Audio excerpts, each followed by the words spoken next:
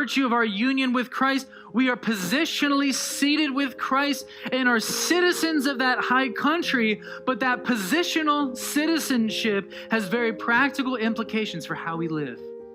That positional, it affects our conditional, or this state of living, this side of eternity.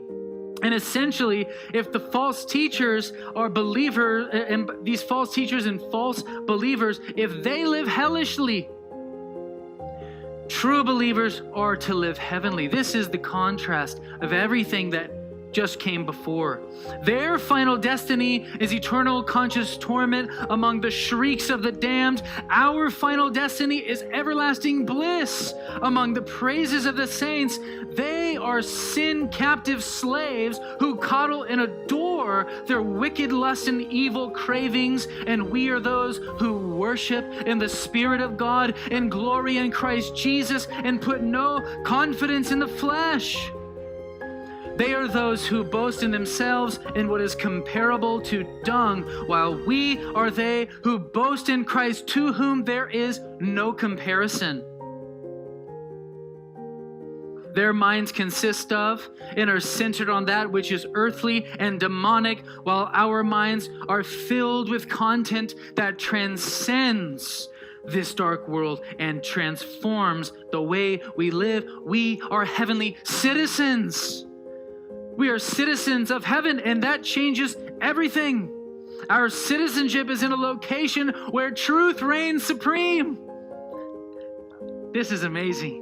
Where truth reigns supreme, where righteousness is the way of life, that is where we are citizens of that great high country. Is that the life you love now? Is that the life you want now, where truth reigns supreme? Where righteousness is the way of life? Is that what you desire? Is that what you love?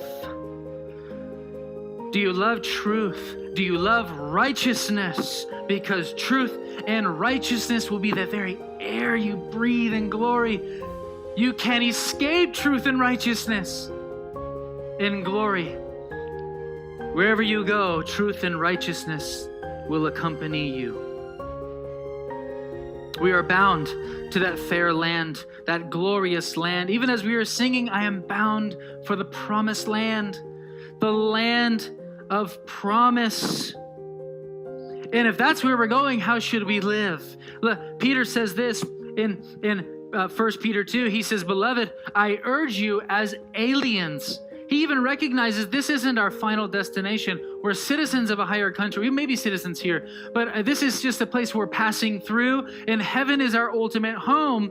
But he says, I urge you as aliens and strangers to abstain from fleshly lusts which wage war against the soul. Keep your behavior excellent among the Gentiles, so that in the thing which they slander you as evildoers, they may, because of your good deeds, your works, and I would say, and your words, as they observe them, glorify God in the day of visitation. He wants us to live holy in this unholy world for the purpose of the salvation of those who we will impact and affect by our gospel preaching and our godly lives. But we are aliens, we are strangers here. And you have to remember that Paul is writing this letter in the midst of a Pax Romana. The Pax Romana, if you remember, in the first sermon, we went into how the Pax Romana was an era where Rome was sovereign and enjoying supreme peace. It means Roman peace. It's an era in history called the Pax Romana. And Paul is writing this letter, and he tells the Philippians that our citizenship is not here, but that our citizenship is in heaven. And that it's not in Rome, it's not in Philippi, it's not in any other city or province under the sun. The location of our citizenship, in no uncertain terms, is not on earth. It is not on earth, but it is in heaven. Who cares that you're a citizen of the United States of America? Is your name enrolled on the roster of heaven's citizens? Is your name enrolled there? Oh, it's so important Is your name on that list?